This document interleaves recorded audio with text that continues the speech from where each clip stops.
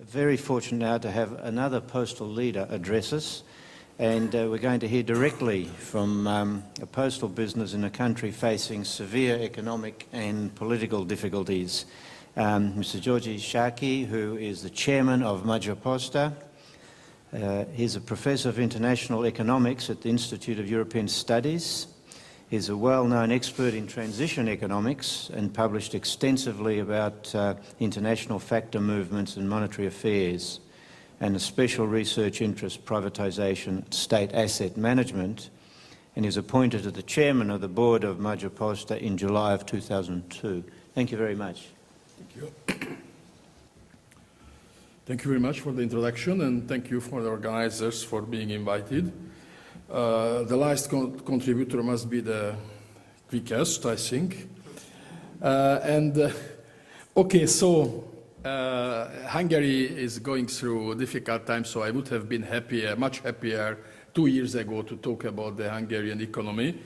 But anyway, this is the situation.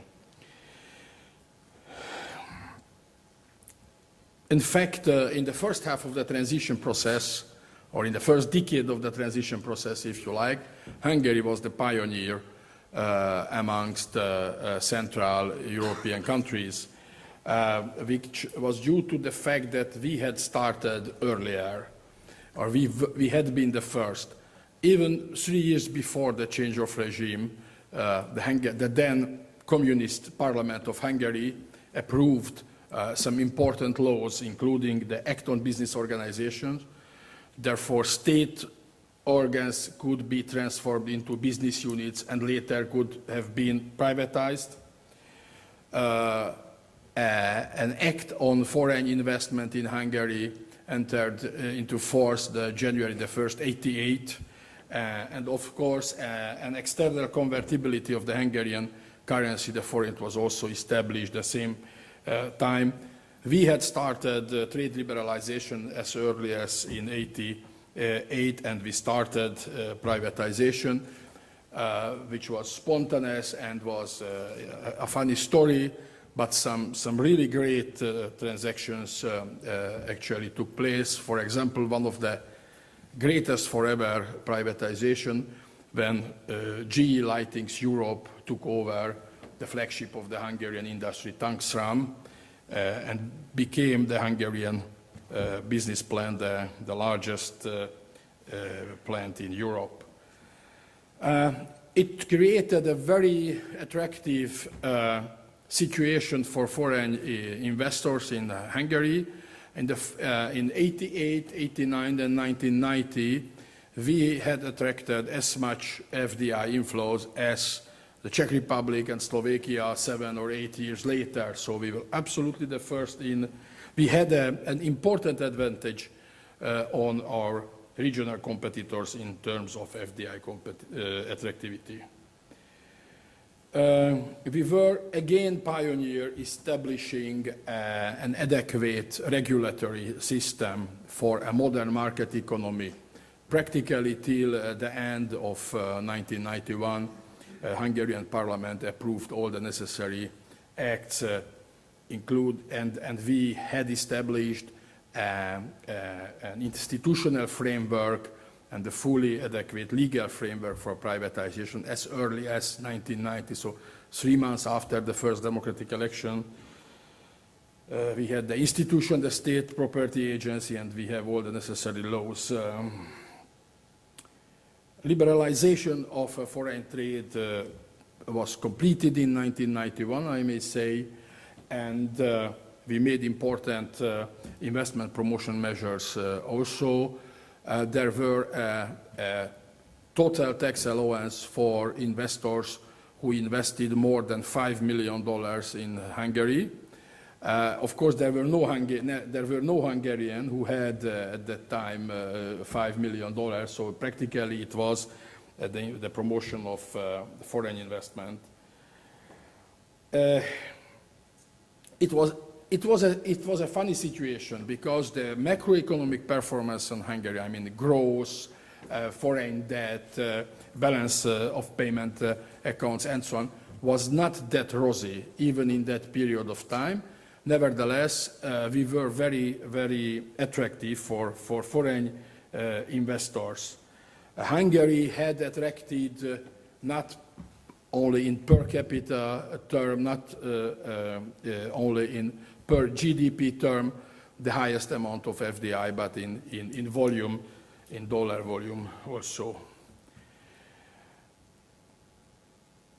We went through, as every single country in our region, we went through a transformation crisis, and some important measures were taken in 1995, in March 1995. The most important measures were the devaluation of the Hungarian forint, the introduction of a crawling peg foreign exchange system, and the government accepted very important austerity measures as well. And there were, I missed to put on the slide, 8% temporary extra duty or levy on every import, which turned to be very successful.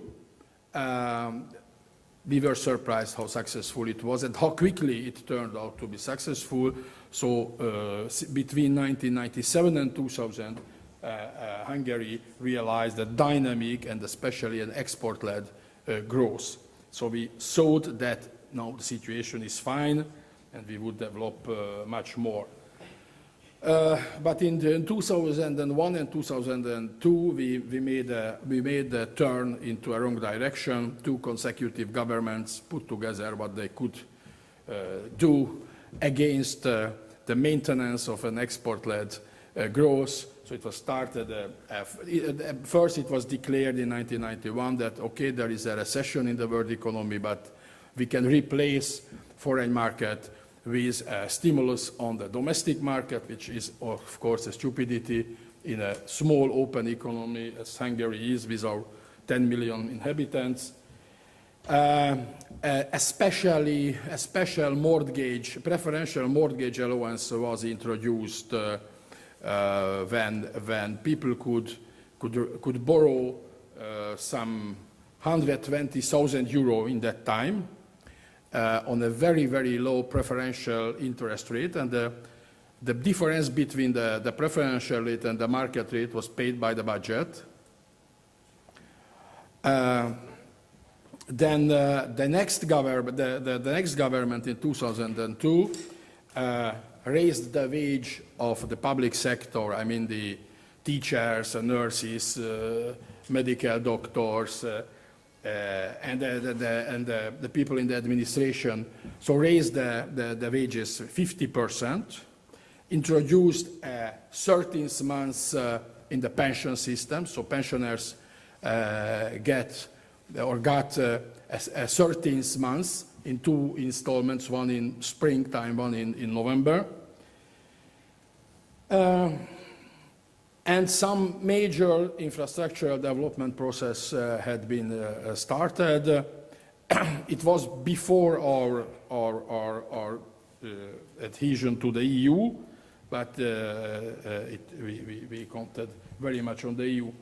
Then there was a funny change of prime minister in 2004, and then the new prime minister, Mr. Ferenc Gyurcsány, realized that in 18 months nobody could introduce important reforms, so the government didn't do anything in this 18 months.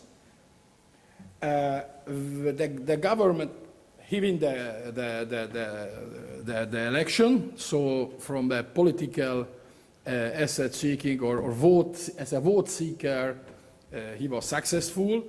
But we lost at least 2 years for making some important reforms.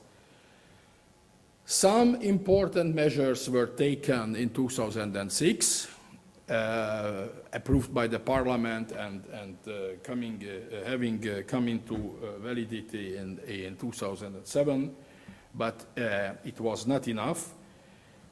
We signed a convergence program, an agreement on a convergence program with the European Union, and we started to realize this program.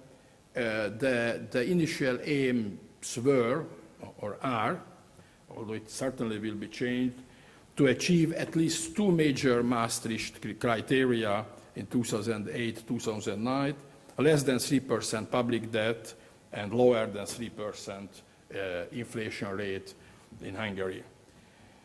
But if you take a look at this chart, the blue is the growth rate, the real GDP, the yellow is the export growth, the red is import growth, which is very important that, and very, very bad news, that immediately as the state made some important correctionary measures, the growth rate declined, even if exports there was an export growth of 17 or 18 and 16%. And in the meantime, between 2004 and 2007, the balance of trade became zero or positive zero. So it means that even if we achieved a very attractive export performance, the growth was not export-led in that period of time. Immediately as the state started to expand less, the growth rate declined in an important manner. What are the major problems? And then I'll shift towards the post. Maybe the sequence is not the best. First, there is an overconsumption since the change of regime, so Hungarians are liking to consume as much as possible or even more than it's possible. Then we have no personal income tax on the minimum wage, so there is no tax payment into the budget, and the social security contribution is also minimal. So on the one hand. On the other hand, there is an overtaxation in Hungary. More than about 42% of the GDP is centralized in the budget. It's not that high compared to some developed Western European countries, but it's 10 percentage points higher than the average around us amongst the transition economies in Central Europe. So it's quite high. And if you're considering that there is a high, there is an overtaxation and very few people are paying taxes, then you can imagine how much tax I am paying, because as a state-owned company, the company pays every euro of tax. So it is a great. This is the real macroeconomic problem. And there is an addition to it that there is a serious discrepancy between the fiscal and the monetary policy. Briefly, the National Bank of Hungary, since 2001, ran the policy of overvaluated currency in order to fight against inflation.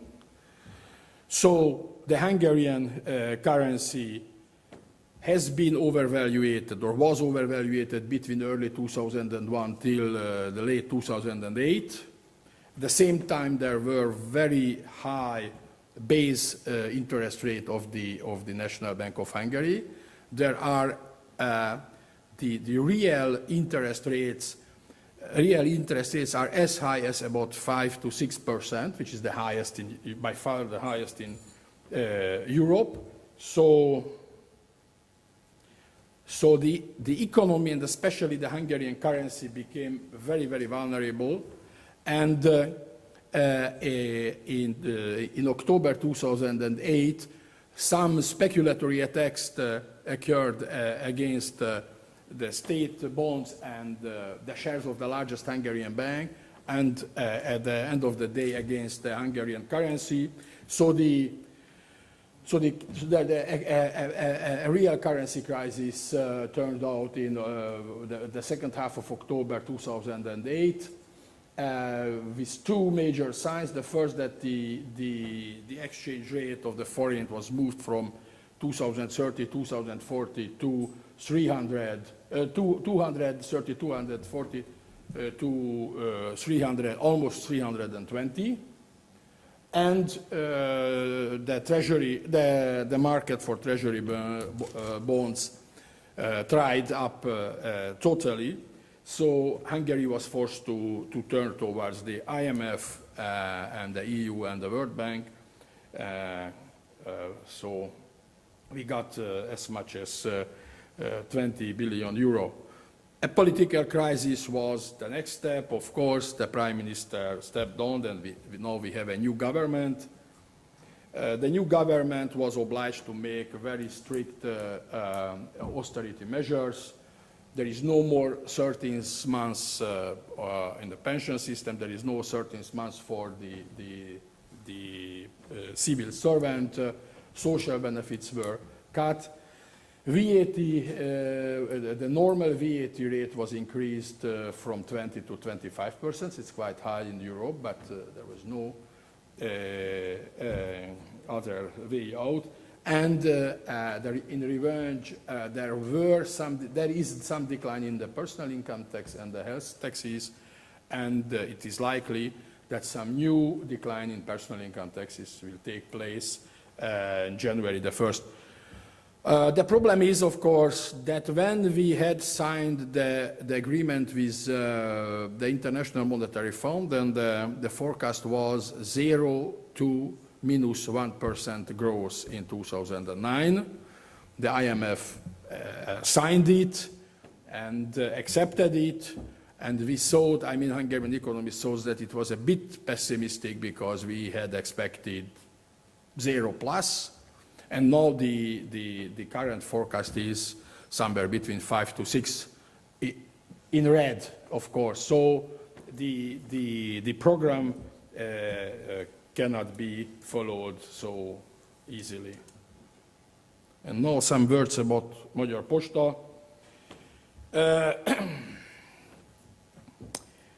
We are the largest state-owned company in Hungary.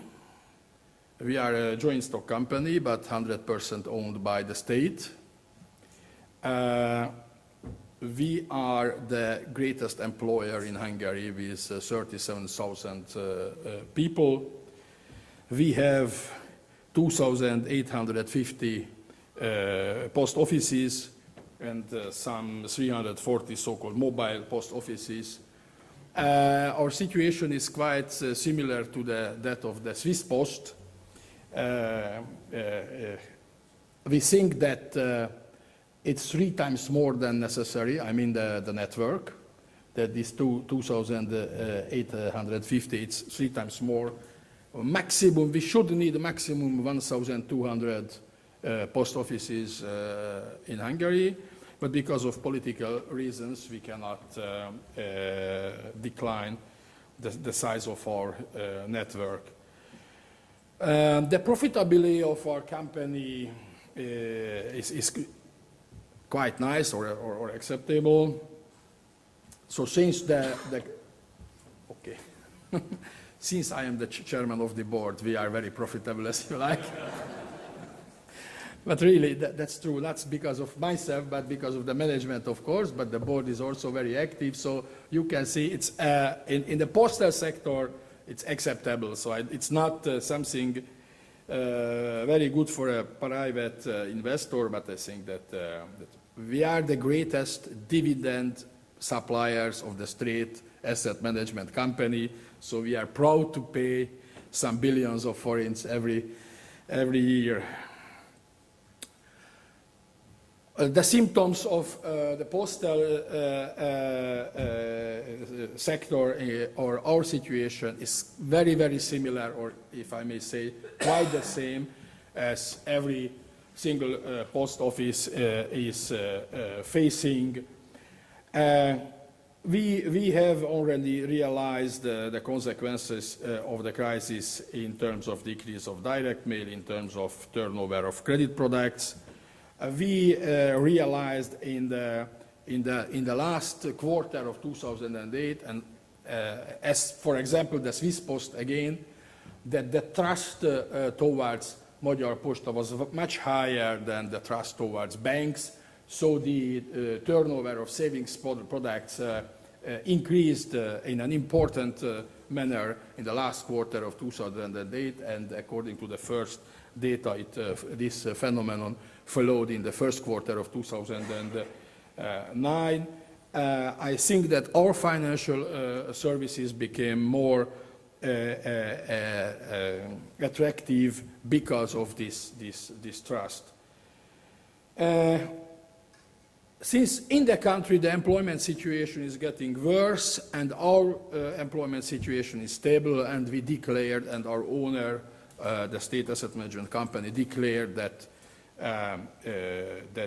our employment situation must remain stable, it makes our employees much more motivated. Of course, the major question is how to prepare ourselves for the market liberalization. We think that we must make must realize important development in terms of technology. So we will, I think the board will vote next week, next Monday, about the establishment of a second large automotive sorting center. We try to let 800 to 1,000 post offices to agents. We would like to improve even more our relationship with business clients, expanding our sales channels, opening counter workplaces, and so on and so on.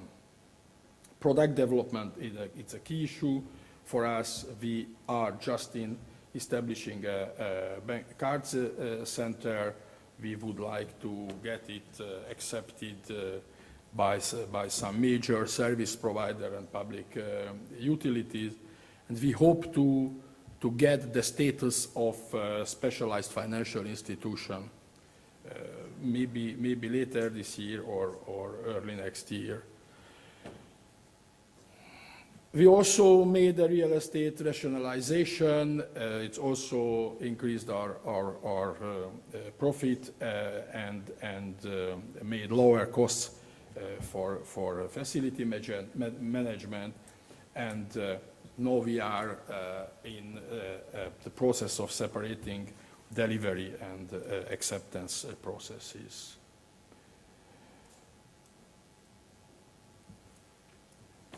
Since in Hungary this year will be the year of a sharp decline in terms of growth, and the next year, according to an optimistic forecast, will be the year of stagnation on this low level, we accept a decline in sales, but because of the lower wage increase, because of the decline in energy and fuel costs, and because of a very energetic and strict cost management, we think that we will be profitable in 2009 and 2010, a bit less profitability than last year, of course, but we wouldn't like to go into red, and we think not to go into red either in 2009 or 2010.